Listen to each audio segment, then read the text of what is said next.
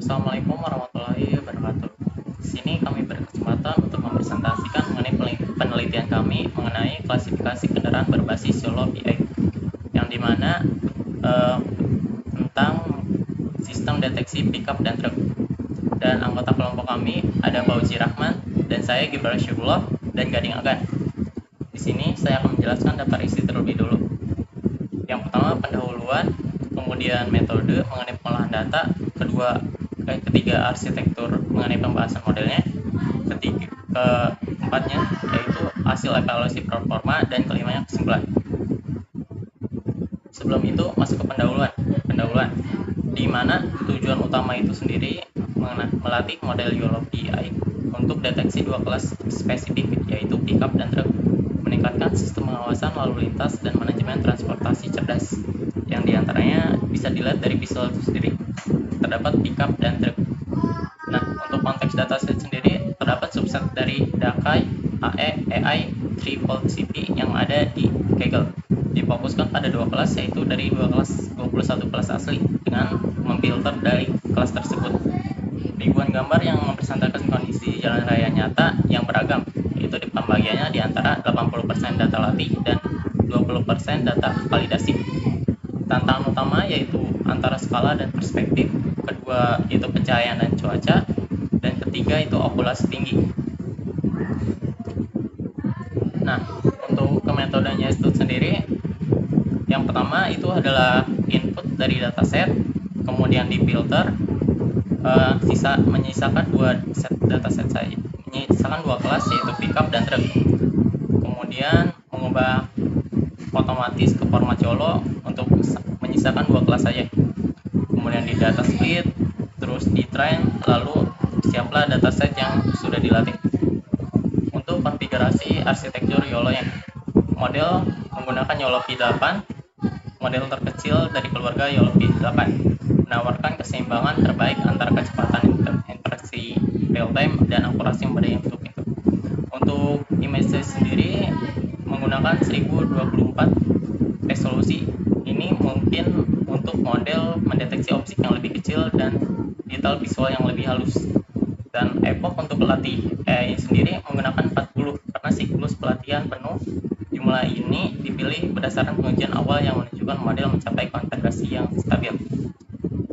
Untuk weight sendiri menggunakan 8 untuk ukuran maksimum yang dapat ditampung oleh virtual yang saya dilakukan di kolek. Untuk dinamika konfigurasi pelatihan sendiri terdapat trend box loss yang tersebut menunjukkan signifikan selama 15 epoch awal, menunjukkan model belajar dengan cepat dari data awal. Dan untuk yang sebelah kanan itu adalah map 50, akurasi map 50 mulai stabil dan mencapai performa puncak setelah epoch 30 mendeteksikan konfigurasi yang baik. Kemudian analisis matrik kebingungan atau false negatif. Di antaranya terdapat beberapa data mengenai prediksi pickup dan prediksi truk maupun prediksi background yang ada.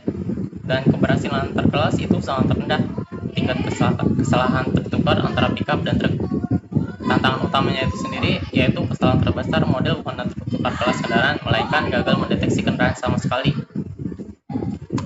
Atau bisa dibilang kendaraan malah dideteksi sebagai background. Dan dashboard kinerja kuantitatif. Terdapat beberapa data mengenai precision, map 95, recall atau metrik, dan analisisnya. Presisi menggunakan 70,7% bahwa dari semua deteksi yang dilakukan model 70,7% merupakan kendaraan yang relevan. Dan untuk recall 61,7% mengindikasikan bahwa model berhasil mendeteksi 61% dari semua kendaraan yang sebenarnya ada dataset validasi. Untuk komparasi kinerja antar kelas, yang dimana tadi terdapat kelas pickup dan truk. Total installnya itu 231 dan 271. Mapnya terdapat 56,2 dan 73,5. Dan di sini juga lihat dari 6 precision dan recall-nya. Nah, hasil bukti visual intervensi. Di sini terdapat beberapa visual mengenai pickup dan truk. yang bisa dilihat sendiri bahwa truk akurasi tinggi lebih dari 90 pada kendaraan berukuran besar dan dominan di prem. Dan di model itu sendiri dapat membedakan mengenai pickup dan truk. Dan juga si model berhasil mendeteksi kendaraan dari jarak jauh meskipun operasi terjadi. Sebelum masuk kesimpulan, saya akan mencoba satu foto mengenai uji coba hasil penelitian yang telah dilakukan.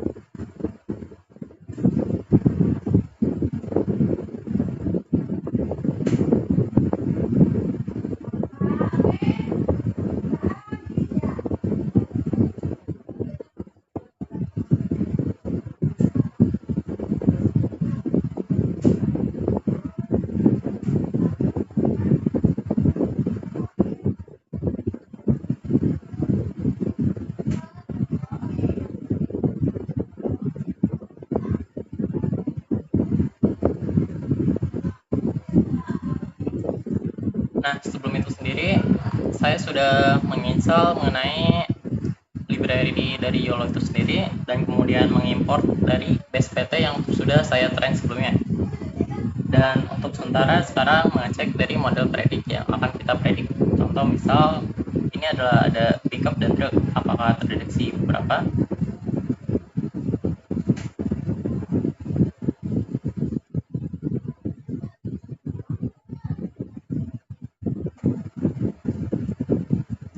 Dan dapat dibuktikan bahwa si model dapat belajar dari data tersebut dan deteksi tersebut memang benar truk, dan sedangkan pickup tidak terdeteksi. Dan kemudian untuk data kedua itu adalah data pickup, apakah bakal terdeteksi semuanya.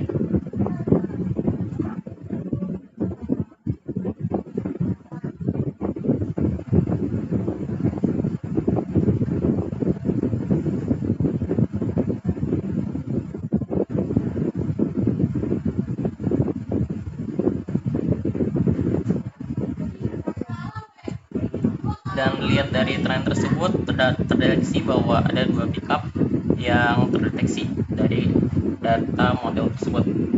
Nah,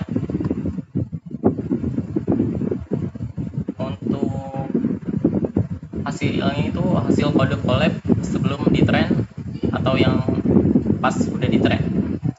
Dan di sini ada data hasil penelitian mengenai base PT itu sendiri. Dan kesimpulan yang kita bisa ambil dari presentasi kali ini, adaptasi model YOLO P8N telah berhasil dilakukan dengan baik, menunjukkan kemampuan yang kuat dalam tugas deteksi objek kendaraan, khususnya dalam membedakan kelas pickup dan truk. Kinerja deteksi untuk kelas truk secara konsisten lebih unggul dibandingkan dengan pickup, sebagaimana dibuktikan oleh nilai MAP yang lebih tinggi. Temuan ini selaras dengan analisis performa yang disajikan pada slide sebelumnya. Untuk pengembangan di masa depan, fokus utama disarankan pada upaya untuk mengurangi false negatif guna memastikan model dapat mendeteksi semua objek yang relevan dengan tingkat akurasi yang lebih tinggi.